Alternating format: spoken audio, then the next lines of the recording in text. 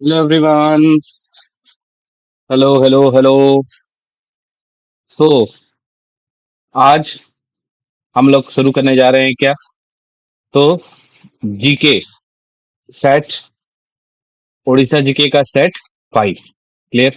Orissa GK set 5 आज हम लोग करने जा रहे हैं। ठीक है।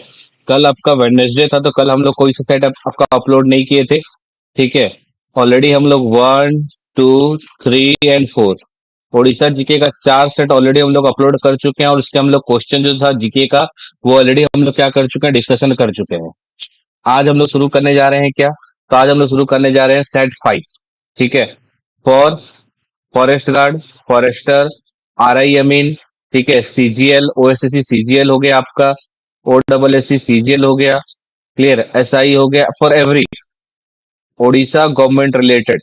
क्लियर? ओडिशा गवर्नमेंट रिलेटेड जितना भी आपका जीके क्वेश्चन है, जो इंपॉर्टेंट जीके क्वेश्चन है जो कि एग्जाम में आ सकता है, हम क्या करेंगे इस सेशन में कंप्लीट करेंगे। ठीक है। So again all of you welcome to my channel Edu Navigator and मैं Rupesh Kumar Singh. Today we are going to start the daily practice set 5। ठीक है। डेली प्रैक्टिस सेट 5 जो है अब हम लोग शुरू करने जा रहे हैं। ठीक है। तो चलिए विदाउट एनी डिले शुरू करते हैं आज के दिन का पहला क्वेश्चन। क्लियर? तो आज के दिन का पहला क्वेश्चन क्या दिया है देखिए। अच्छा, remember one thing before going to start. आज का जो क्वेश्चन है, today all question is from OSSC exam of 2025 2025 में। क्लियर?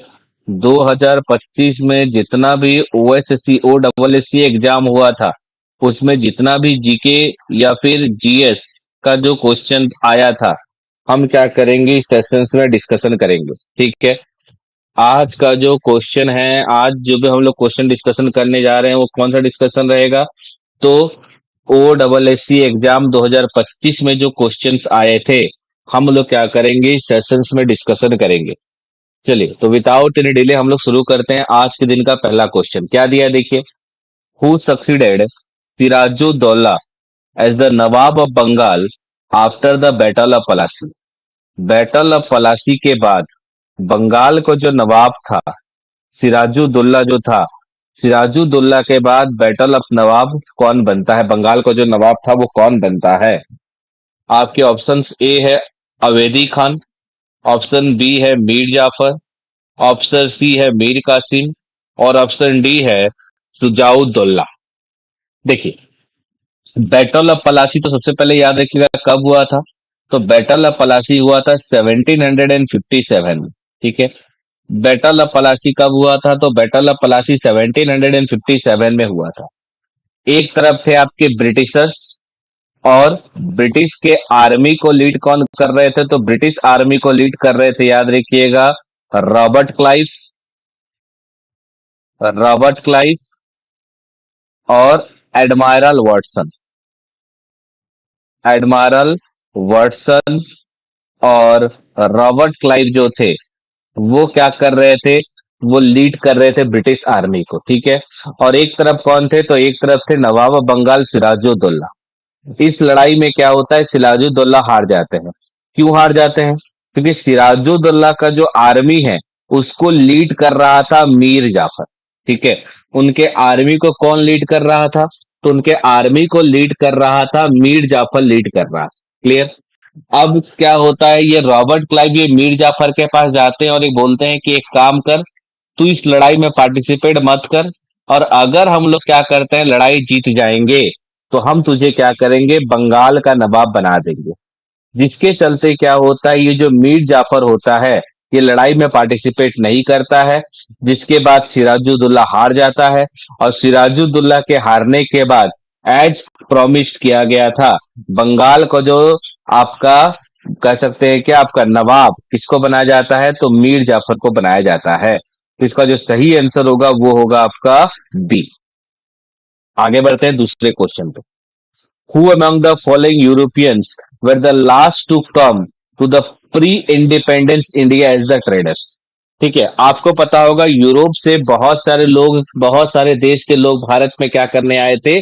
ट्रेड करने आए थे। क्लियर? तो सबसे पहले जो ट्रेड करने आए थे वो थे आपके पुर्तगीज।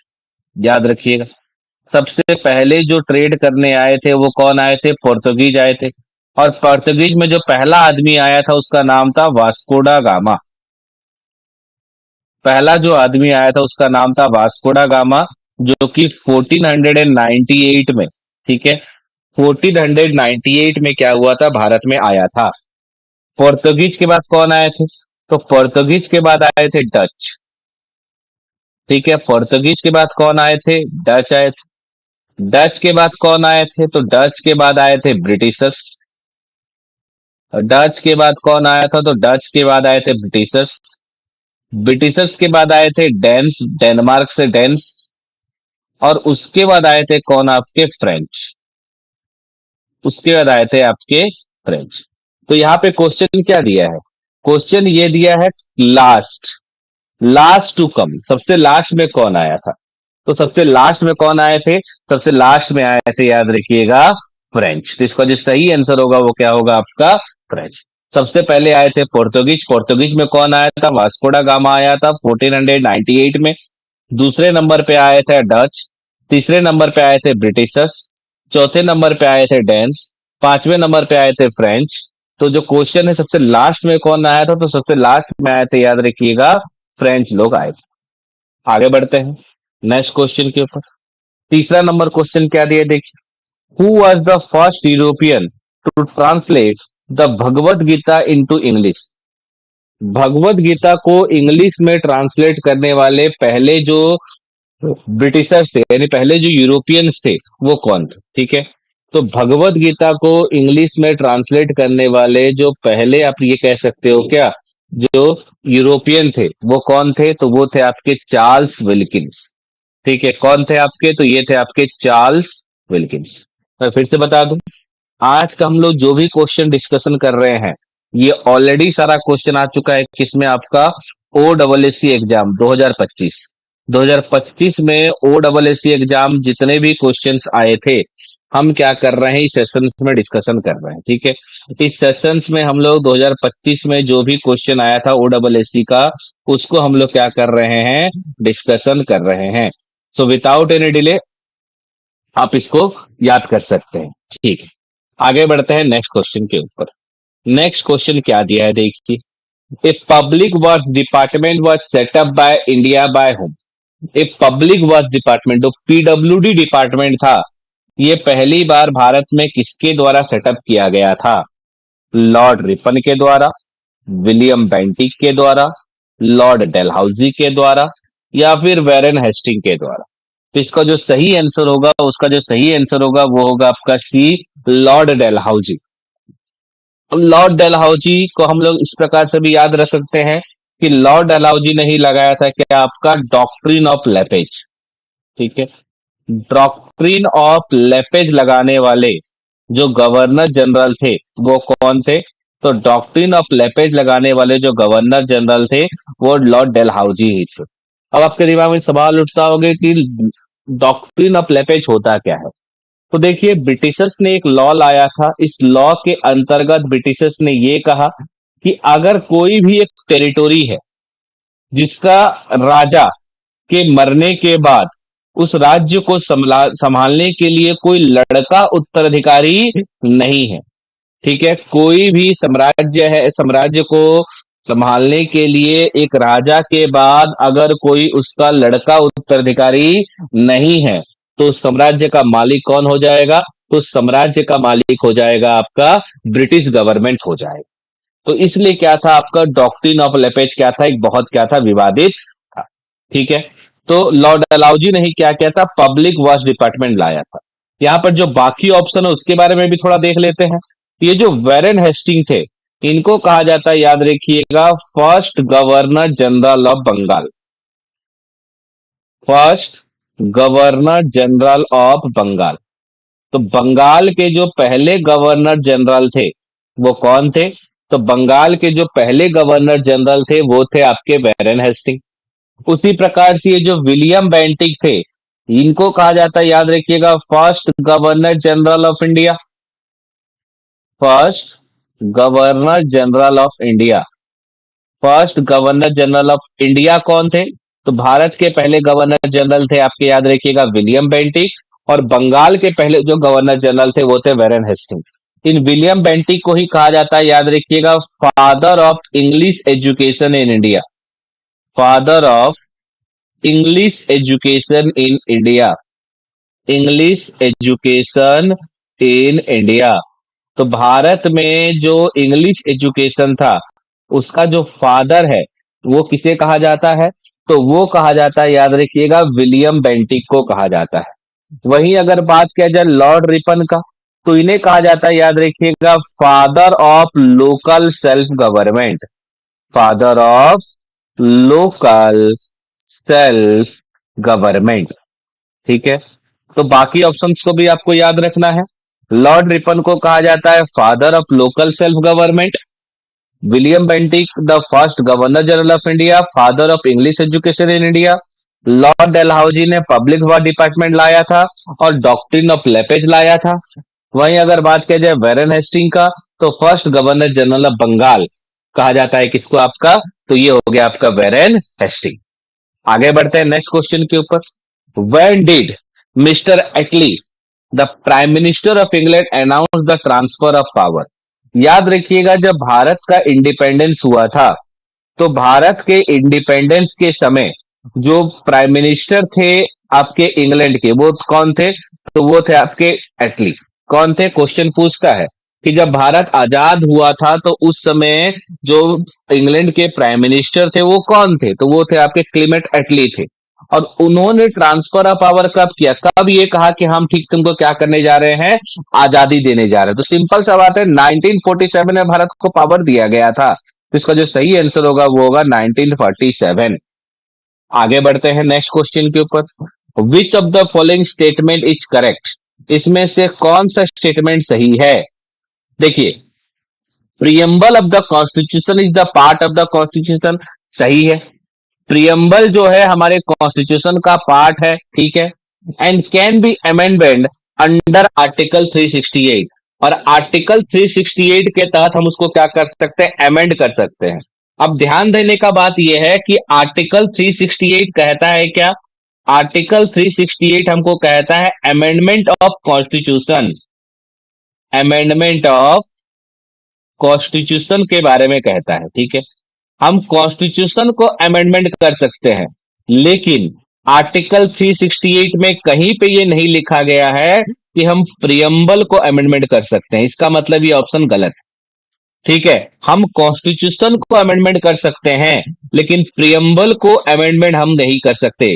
यहां पे अगर देखा जाए तो जो पहला पार्ट है, that preamble of the constitution, the part of the constitution, ये सही है।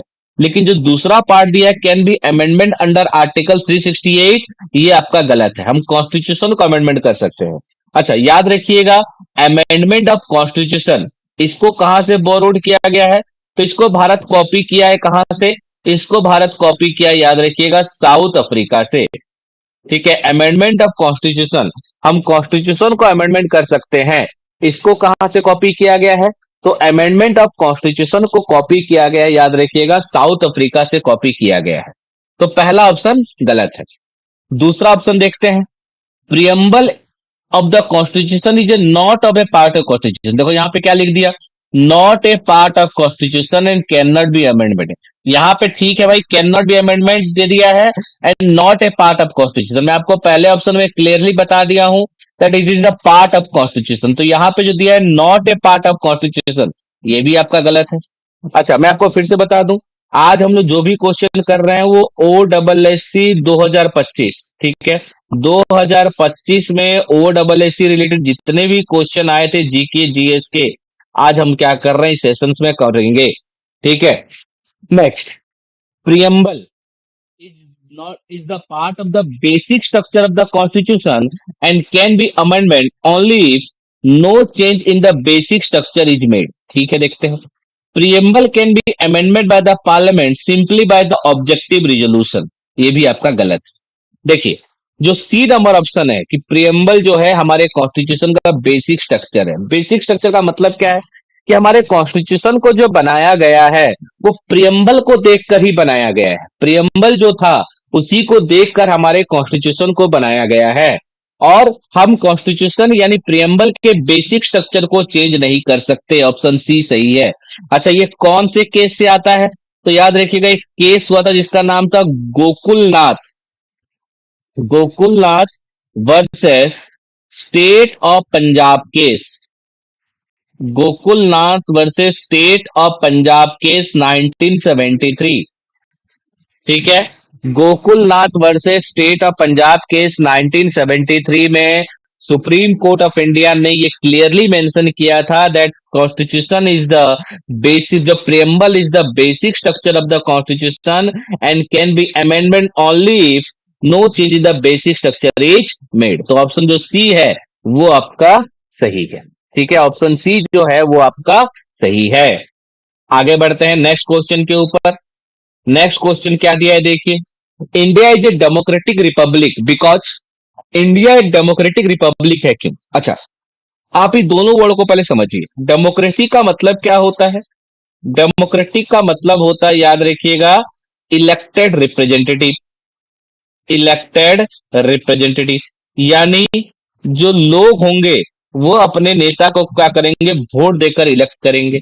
और रिपब्लिक, रिपब्लिक का मतलब होता है, याद रखिएगा, नो मोनार्की यानी राजा शासन नहीं रहेगा। अब सिंपल सा बात है कि जब डेमोक्रेटिक यानी इलेक्टेड रिप्रेजेंटेटिव है, रिपब्लिक यानी कि नो मोनार्की है, अब यहां पे आपको चेक करना है कि इसमें चार ऑप्शन में से कौन सा स्टेटमेंट है जो इसको जस्टिफाइड कर रहा है। पहला, there is a independent of judiciary, कुछ लेना देना नहीं है। देखिए यहां पे कोई जुडिशरी का लेना देना है नहीं है। The head of the state is elected by the people, the head of the state is elected by the people. Option B क्या है आपका? सही है। Next, under which article of the constitution the cultural and educational right granted? Vinay Vishwal sir, six वाला एक बार और समझा दीजिए। ठीक है सर, सिक्स वाला को एक बार हम लोग और समझते हैं। सिक्स वाला क्या दिया है देखिए, सिक्स वाला दिया गया है, देखिए कॉन्स्टिट्यूशन में क्या किया गया है ना, प्रियम्बल एक वर्ड है, ठीक है। प्रियम्बल में मेंशन किया गया है कि हमारा जो कॉन्स्टिट्यूशन होगा वो ट्रिपल एसडीआर होगा, ठीक है। हमारा जो कॉन्स्टिट्यूशन होगा वो क्या होगा? ट्रिपल एसडीआर होगा। मतलब क्या है? देखिए ट्रिपल एसडीआर का मतलब होता है, पहला इसका मतलब होता है सोवर्जियन, दूसरा इसका मतलब होता है सेकुलर, तीसरा इसका मतलब होता है सोशलिस्ट, डी का मतलब होता है डेमोक्रेटिक और आर का मतलब होता है रिपब्लिक। और जब हमारा कॉन्स्टिट्यूशन को बनाया गया तो कॉन्स्टिट्यूशन के पहले पन्ने पे यह लिखा गया कि भारत का जो हम कॉन्स्टिट्यूशन बनाने जा रहे हैं वो क्या होगा? सोवर्जियन होगा, वो सेकुलर होगा, वो सोशलिस्ट होगा, वो डेमोक्रेटिक होगा, वो रिपब्लिक होगा। इसी को कहा जाता है क्या? इसी को कहा जाता है बेसिक स्ट्रक्चर। इसी को हम क्या कहते हैं? इसी को हम कहते हैं बेसिक स्ट्रक्चर। तो ये केस था जिसका नाम था Gokulnath, Gokulnath versus state of Punjab case, Gokulnath versus state of Punjab case 1973। इसमें सुप्रीम कोर्ट ने क्या कहा? इसने सुप्रीम कोर्ट ने कहा कि हां, जो कॉन्स्टिट्यूशन है, कॉन्स्टिट्यूशन का जो बेसिक स्ट्रक्चर है वो क्या है? प्रियम्बल है। यानी हमने जो कॉन्स्टिट्यूशन को बनाया है वो प्रियम्बल को देखकर ही क्या करा है? बनाया है।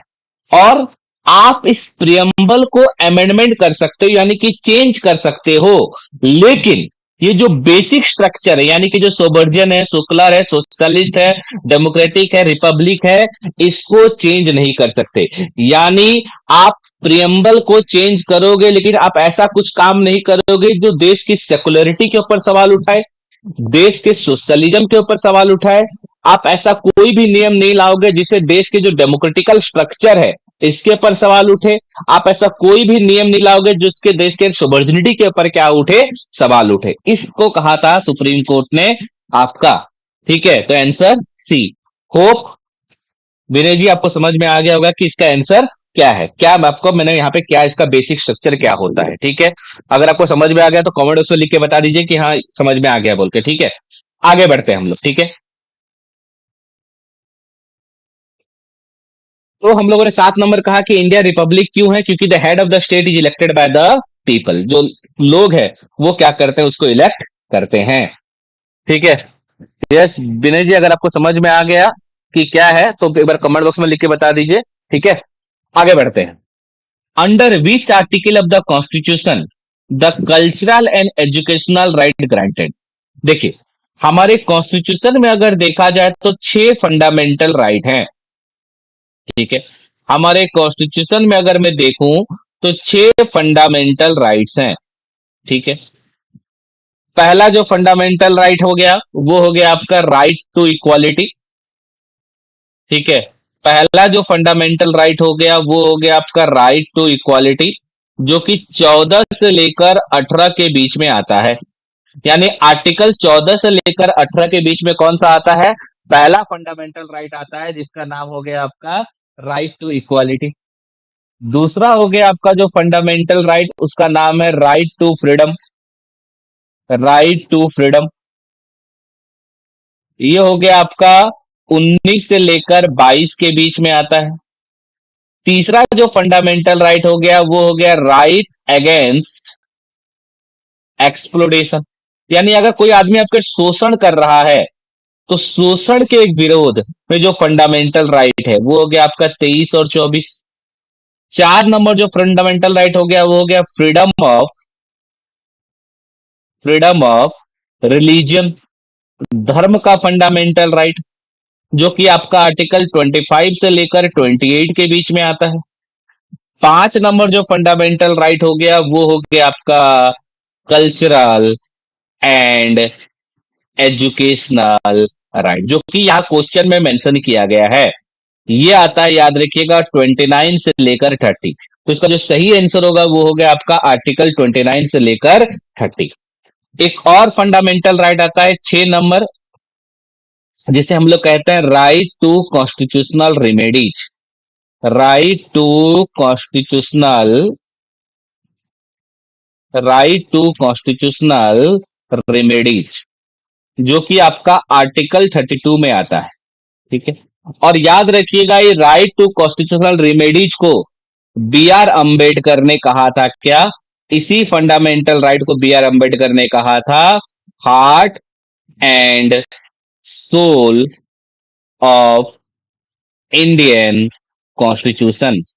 यानी हमारे कॉन्स्टिट्यूशन का जो दिल और आत्मा है वो कौन सा है, तो हमारे कॉन्स्टिट्यूशन का जो दिल और आत्मा है वो हो गया आपका आर्टिकल 32। इसी को बी आर अंबेडकर ने कहा था heart and soul of our Indian constitution, ठीक है। तो पहला जो फंडामेंटल राइट हो गया राइट टू इक्वालिटी 14 से लेकर 18।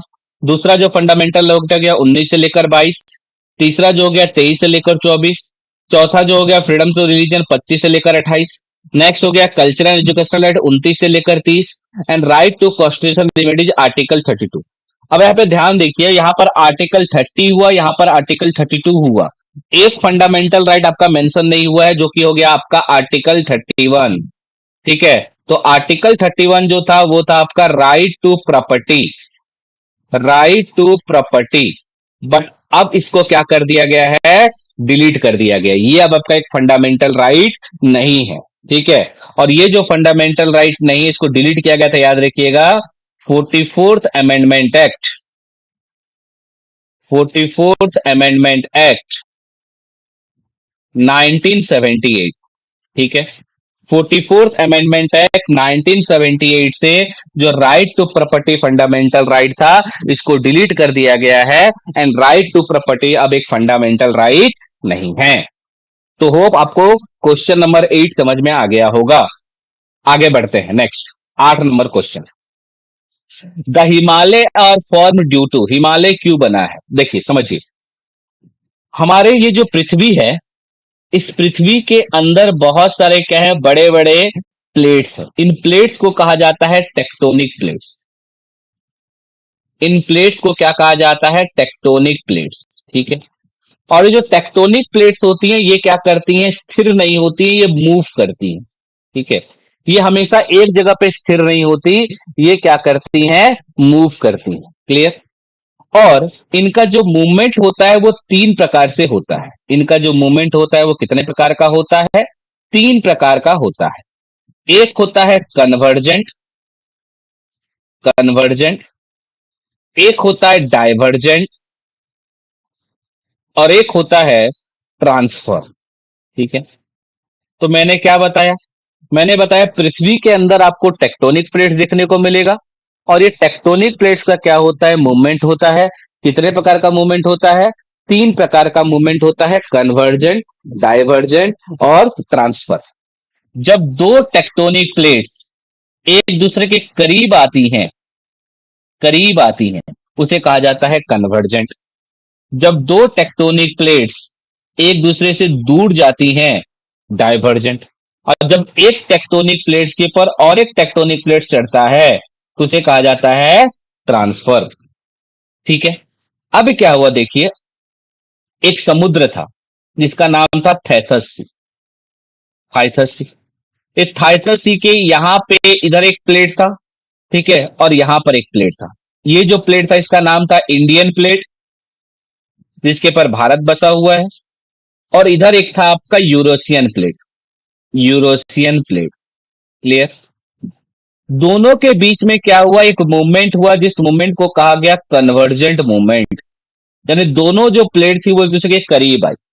जब दोनों एक दूसरे के करीब आई तो क्या हुआ ना, दो ये बीच का जो लैंड मास था वो इस प्रकार से अप एंड डाउन हुआ।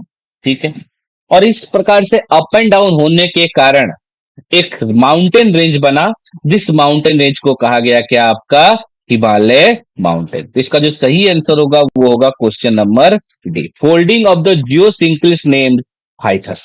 क्लियर हो गया आपका। अच्छा, हिमालय माउंटेन के बारे में आपको बता दूं कि हिमालय का जो हाईएस्ट पीक है उसका नाम क्या है। तो हिमालय का हाईएस्ट पीक का नाम आपको पता होगा क्या है, माउंट एवरेस्ट है।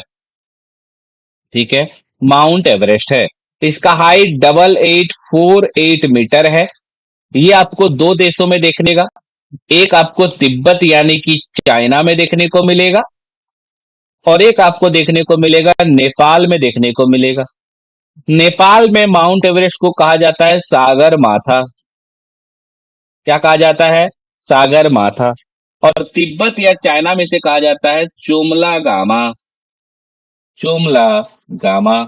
याद कर सकते हैं आप लोग। ठीक है, हिमालय कौन से रॉक से बना हुआ है, तो हिमालय बना हुआ है, याद रखिएगा, सेडिमेंटरी रॉक से बना हुआ है। कौन से रॉक से बना हुआ है, क्वेश्चन पूछेगा आपसे तो क्या बोलेंगे, एक सेडिमेंटरी रॉक से बना हुआ है। क्लियर हो गया। तो this all about the question 9, the Himalaya mountain. आगे बढ़ते हैं नेक्स्ट क्वेश्चन के ऊपर। नेक्स्ट क्वेश्चन क्या दिया, देखिए बहुत सारे लोग ऐसे हैं जो कि केवल देख के चले जा रहे हैं। ठीक है, तो अगर आपको ये वीडियो अच्छा लग रहा है तो लाइक करें, और हमारे चैनल में अगर आप नए हैं तो चैनल को क्या कर लें, सब्सक्राइब कर लें। ठीक है, तो अगर चैनल आपको सब्सक्राइब अभी तक नहीं किया है तो चैनल को सब्सक्राइब कर लें। अगर आपको वीडियो अच्छा लग रहा है तो हम सब कर दें कमेंट बॉक्स में लिख के। ठीक है, और अगर आपको वीडियो अच्छा लगा तो दोस्तों के साथ भी शेयर कर सकते हैं। चलिए आगे बढ़ते हैं। The largest reserve of fresh water on the earth crust. Question क्या दिया है, बहुत इजी क्वेश्चन है। ठीक है, बहुत ही इजी क्वेश्चन दिया है। क्या क्वेश्चन दिया है देखिए, क्वेश्चन दिया है the largest reserve of fresh water on the earth surface is in. देखिए यहां पे एक चीज मेंशन किया है, फ्रेश वाटर। फ्रेश वाटर कहां पे है, तो रिजर्व का मतलब हो गया, आप ध्यान से देखिए ऑप्शन क्या दिया है, north America, south America, Russia और अफ्रीका। अब आप मुझे बताइए क्या अफ्रीका में कुछ है क्या। ठीक है, अफ्रीका में कुछ है। आपने एक नाम सुना होगा एक लेक का जिसका नाम है लेक सुपेरियर। ठीक है, लेक सुपेरियर आपने नाम सुना है, किसने किसने सुना है कमेंट बॉक्स में लिख के बताइए तो।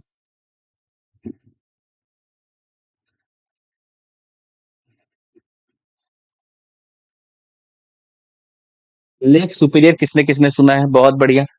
ठीक है, देखिए एक होता है आपका लेक सुपेरियर, और एक होता है आपका कैस्पियन लेक। लोग बहुत ज्यादा कंफ्यूज होते हैं दोनों लेक पे, ठीक है। एक होता है लेक सुपेरियर और एक होता है कौन सा आपका Caspian lake. Clear. Caspian lake जो है वो अगर देखा जाए तो सबसे बड़ा लेक है, बट ये जो लेक है ना, ये एक सल्ट वाटर लेक, याद रखिए, सल्ट वाटर लेक, ठीक है। सल्ट वाटर लेक है कहां पे? Caspian lake. और जो लेक सुपेरियर है ये क्या है? Fresh water lake, fresh water lake, ठीक है। कहां पे है? Fresh water lake. ये कैस्पियन लेक अगर देखा जाए तो कहां पे है? रशिया में है। और सुपीरियर लेक देखा जाए तो कहां पे है? कनाडा में है। अब यहां पे ध्यान से समझिए, ये क्या क्वेश्चन पूछा है? फ्रेश वाटर का पूछा है। फ्रेश वाटर का मैंने क्या बताया? Lake superior. कहां बताया? कनाडा। कनाडा किस में आता है? नॉर्थ अमेरिका में आता है। लेकिन अगर यहां पर फ्रेश वाटर ना मेंशन करके खाली मेंशन कर देता लार्जेस्ट रिजर्व ऑफ वाटर कौन से लेक में है, तो क्या बोलते हैं आप लोग? तब हो जाता है कैस्पियन लेक, और तब हमारा आंसर हो जाता है कौन सा? तो तब हमारा आंसर हो जाता रशिया। ठीक है, क्लियर हो रहा है आपका? नेक्स्ट नेक्स्ट क्वेश्चन क्या दिया है देखिए। नेक्स्ट क्वेश्चन दिया है that the state of India having common border with the Myanmar. देखिए, भारत जो है ना वो 7 देशों के साथ अपना बॉर्डर शेयर करता है, ठीक है। भारत जो है अपना 7 देशों के साथ बॉर्डर शेयर करता है। एक हो गया बांग्लादेश, सबसे ज्यादा 4097 किलोमीटर। दूसरे नंबर पे आता है चाइना, 3488 किलोमीटर। तीसरे नंबर पे आता है पाकिस्तान, 3323 किलोमीटर। नेक्स्ट आता है नेपाल, 1751 किलोमीटर। नेक्स्ट आता है भूटान, बांग्लादेश चाइना पाकिस्तान नेपाल नहीं, नेक्स्ट आता है म्यांमार, ठीक है। Myanmar 1643 kilometre. नेक्स्ट आता है भूटान 699। और लास्ट में आता है आपका अफगानिस्तान 196 किलोमीटर।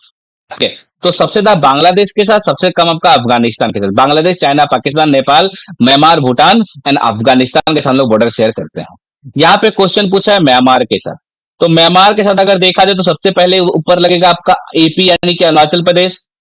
नेक्स्ट हो गया आपका नागालैंड, ठीक है, अरुणाचल प्रदेश नागालैंड। नेक्स्ट लगता है आपका मणिपुर, और नेक्स्ट लगता है Mizoram. North to south, north to south. तो देखिए कहां पे दिया गया? अरुणाचल प्रदेश नागालैंड मणिपुर मिजोरम, ऑप्शन ए, ठीक है। ऑप्शन ए नागालैंड मणिपुर आपका Arunachal Pradesh Nagaland Manipur and Mizoram. Next, India economic planning can not be said to be, क्या है? इंडिया का जो इकोनॉमिक प्लानिंग है उसे हम क्या नहीं कह सकते? बताइए कमेंट बॉक्स में लिख के। India economic planning can not be said to be inductive, imperative, limited, democratic. बताइए सही का आंसर क्या होगा? इस क्वेश्चन का सही आंसर क्या होगा बताइए कमेंट बॉक्स में लिखिए। अगर किसी को पता है कि इसका सही आंसर क्या होगा तो बताइए।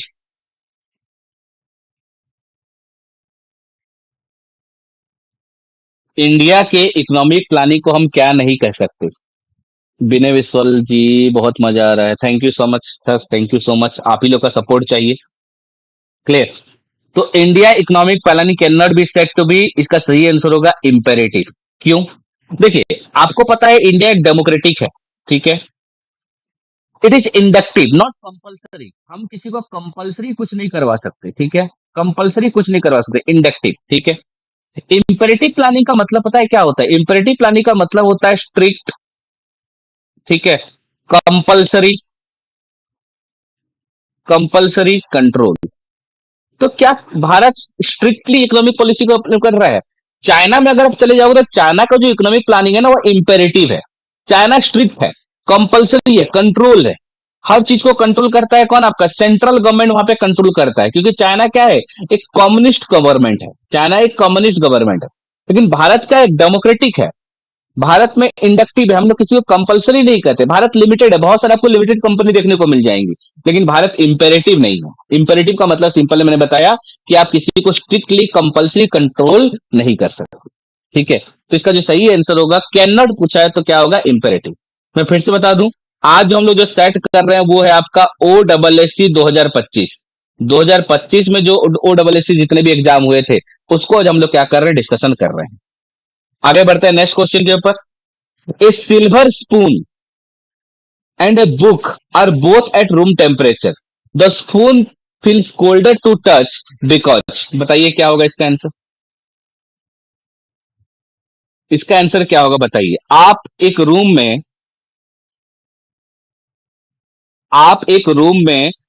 एक ठंडा रूम है, ठीक है, एक रूम को ठंडा, मैंने एक रूम क्या है, रूम टेम्परेचर में अगर आप देखते हो तो एक स्पून है आपका, सिल्वर का स्पून है, और एक बुक है। दोनों को जब टच करोगे तो आप ये फील करोगे जो सिल्वर स्पून है वो आपको क्या देखने को मिलेगा, ज्यादा ठंडा देखने को मिलेगा, लेकिन बुक जो है ज्यादा ठंडा देखने को नहीं मिलेगा। ऐसा क्यों होता है बताइए।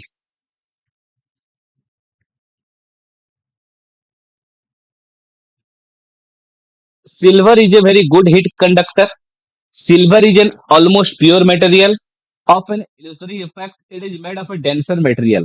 इसका आंसर तो आना चाहिए, it is related to science question. ठीक है, बताइए इसका सही आंसर क्या होगा। Yes, very good. इसका आंसर क्या होगा, देखिए, 13 का जो सही आंसर होगा वो होगा आपका C, silver is a very good heat conductor. तो नॉर्मली क्या होता है ना, जैसे ही सिल्वर क्या करता है, सिल्वर, इसका हम लोग ये समझ सकते हैं that silver removes heat from your hand quickly. ठीक है, आपके हैंड से जो हीट को है वो क्विकली कौन रिमूव कर लेता है, तो वो रिमूव कर लेता है सिल्वर। इसीलिए आपको क्या होता है, जब आप सिल्वर को टच करोगे ना, तो सिल्वर को जब टच करोगे तो सिल्वर क्या देखने को मिलेगा, सिल्वर का जो चम्मच है वो आपको ज्यादा ठंडा देखने को मिलेगा एज कंपेयर टू बुक, क्योंकि बुक जो होता है वो आपको हीट को रिमूव नहीं कर पाता है, बट जो सिल्वर है वो हीट को रिमूव कर पाता है। ठीक है, आगे बढ़ते हैं नेक्स्ट क्वेश्चन के ऊपर। नेक्स्ट क्वेश्चन तो फिजिक्स क्वेश्चन है, विनय सर। ठीक है, नेक्स्ट क्वेश्चन क्या है, फिजिक्स का क्वेश्चन है। When two bodies, a heavy one and a light one, are acted upon by the same force from the same time, then, दो वस्तु हैं, एक आपका हैवी है और एक लाइट है, दोनों को एक्टेड अपन किया सेम फोर्स के साथ सेम टाइम में, क्या होगा। देखिए, the light body builds up in lower velocity than the heavy one and the momentum gained is different in the both the cases. ठीक है, इस विनय जी आपको देख रहे हैं तो बताइए 14 का आंसर क्या होगा। Next, the light body builds up a higher velocity than the heavy one and the momentum gained is different in both the cases. The light body builds up with a higher velocity than the heavy one and the momentum gained is the same in both the cases, none of the above is correct। ठीक है, तो इसका सही answer क्या होगा बताइए। इसका जो सही आंसर क्या होगा बताइए। अब एक तो समझ के देखिए ना, एक हल्का बॉडी है और एक भारी वस्तु है, ठीक है, दोनों पे फोर्स लगा, तो सिंपल सा भाषा में अगर समझा जाए तो जो लाइट बॉडी है उसका जो वेलोसिटी होगा वो क्या होगा, as compare to heavy body वो क्या होगा, ज्यादा होगा। बट हैवी बॉडी में क्या होगा, वेलोसिटी कम होगा, बट अगर मोमेंटम देखा जाए तो मोमेंटम दोनों का क्या होगा, आपका समान होगा। तो इसका जो सही आंसर होगा वो होगा आपका सी। क्लियर, इसका जो सही आंसर होगा वो क्या होगा, आपका सी। आता है नेक्स्ट क्वेश्चन 15 नंबर के ऊपर। When an earth satellite dissipate energy it moves to a, अगर एक अर्थ सैटेलाइट है उसका जो एनर्जी खत्म हो जाता है तो वो कहां चला जाता है।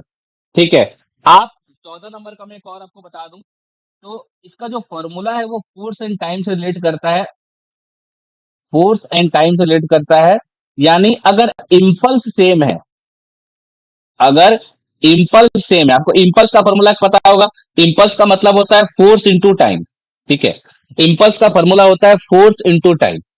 क्लियर, तो अगर इंपल्स सेम है तो क्या होगा, आपका जो मोमेंटम होगा, जो मोमेंटम होगा वो भी क्या होगा, आपका सेम होगा। ठीक है, अगर इम्पल्स सेम है तो क्या होगा, मोमेंटम भी सेम होगा।